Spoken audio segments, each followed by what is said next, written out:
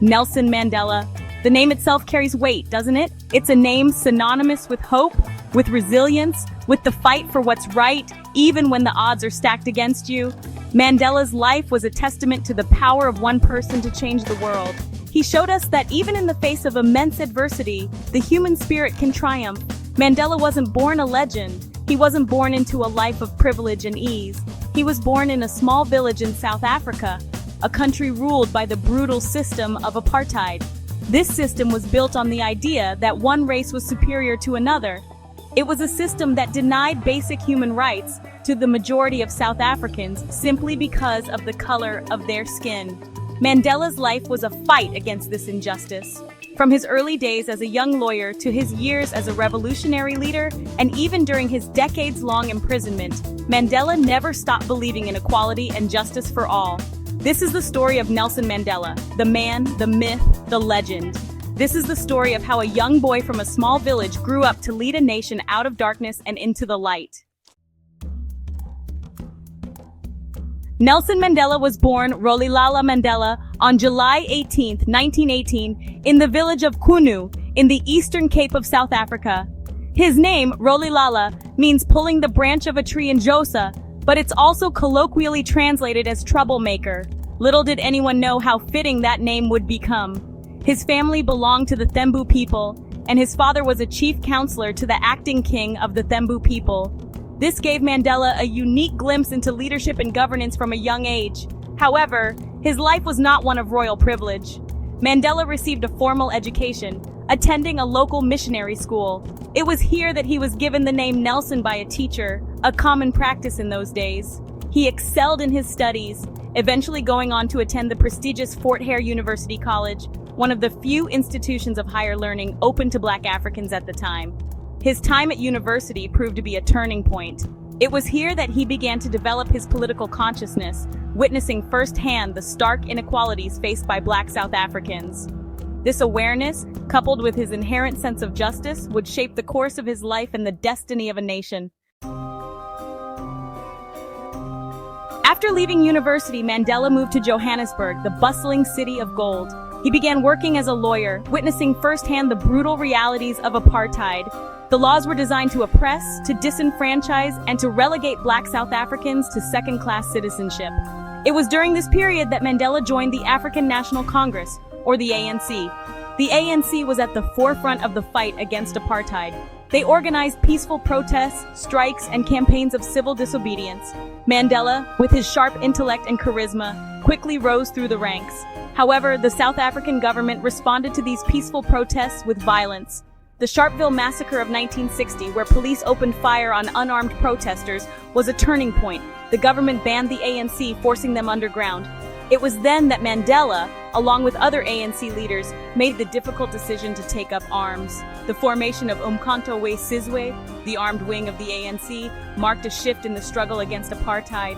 Mandela believed that non-violent resistance was no longer enough. Sometimes to fight a monster, you have to fight fire with fire.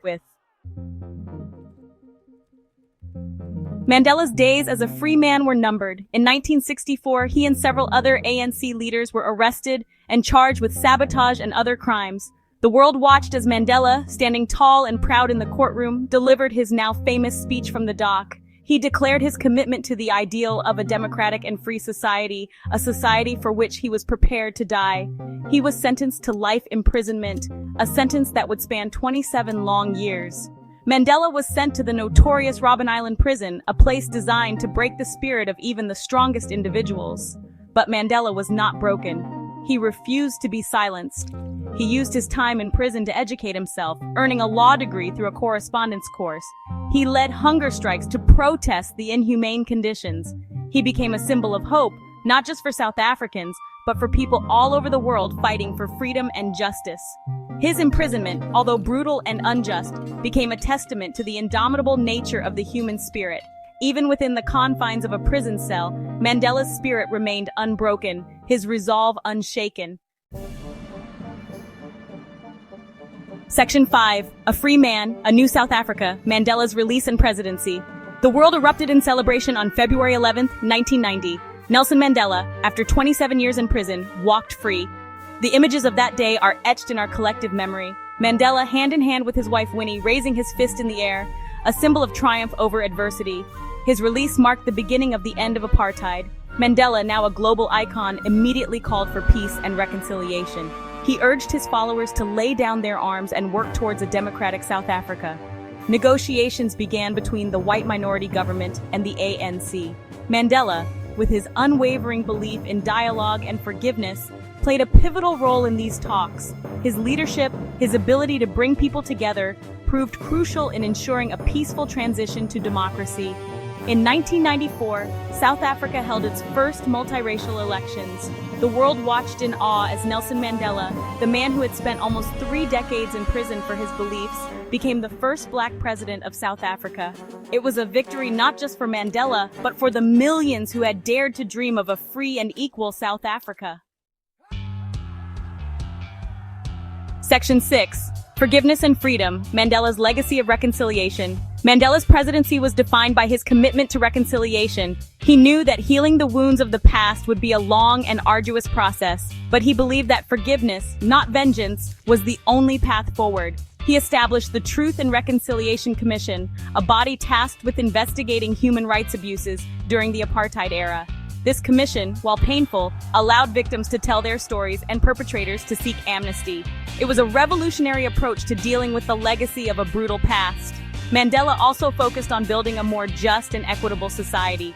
He implemented policies aimed at addressing the inequalities of the past, focusing on education, healthcare, and economic empowerment for all South Africans. He understood that true freedom meant more than just the right to vote. His presidency was a masterclass in leadership, in forgiveness, and in the power of hope. He showed the world that it was possible to emerge from even the darkest of chapters and build a brighter future. Section 7. The Man Behind the Myth, Personal Stories of Nelson Mandela. For all his accomplishments, it's important to remember that Mandela was a human being, a man of flesh and blood, with his own flaws and complexities. There are stories of his playful sense of humor, his love for children, and his passion for gardening. He was known to break into impromptu dances, much to the delight of those around him. He had a mischievous twinkle in his eye and a warmth that could disarm even the staunchest critic. One story that reveals his character involves a young white boy who worked as a messenger at the president's office. The boy, clearly nervous, stumbled over his words while delivering a message to Mandela. Mandela, rather than being impatient, put the boy at ease, patiently listening to him. Afterwards, he called the boy back, asking him about his family and his aspirations. The boy later said that Mandela made him feel like the most important person in the room. These stories remind us that behind the icon, behind the global symbol of hope, was a man of great compassion, warmth, and humility. Section 8. Why Mandela Matters. A Legacy for the Ages. Nelson Mandela's legacy continues to resonate today, not just in South Africa, but across the globe. He taught us about the importance of fighting for what's right, even when it seems impossible. He showed us that forgiveness is not a sign of weakness, but a testament to the resilience of the human spirit. His life is a reminder that one person can make a difference. It's a reminder that even in the face of overwhelming odds, we must never give up hope. We must never stop fighting for what we believe in. Mandela's story is a beacon of hope in a world that often feels shrouded in darkness. It's a story that continues to inspire generations to fight for a more just and equitable world. It's a story that reminds us that the human spirit, much like the branches of a tree, can bend but never truly break.